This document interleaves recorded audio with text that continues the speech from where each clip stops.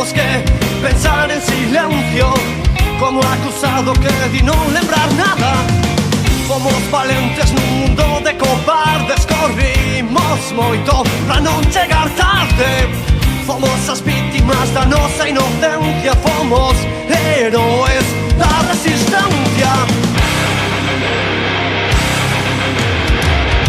Abrazados nos mostramos respeto, lembro os sorrisos, os favores, os tiros, os beizos, a amizade que de retos complexos, a violencia de ida e volta, a emoción, lembro o sexo, teño enrugas, pateei moitas rúas, gañei partidas, movín fichas, rechacei moitas vidas, e a lección semestre aprendida, e a lección a pausa entendida.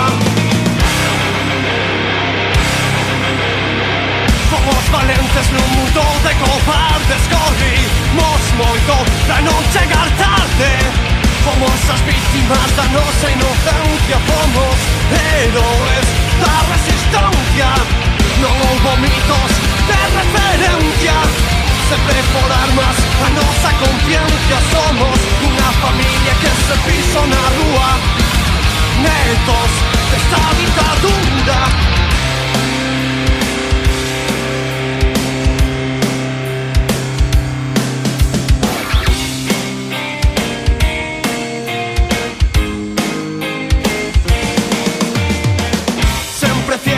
As nosas ideas, temos amigos que están na cadea, e sei que a distancia nos separa en silencio, pero nos vale recuperaremos ese tempo. A nosa historia cambiou nosa vida, xa non somos amigos, agora somos familia. Unha ardanza para os libros de historia, fomos coraxe nun país de vergoña.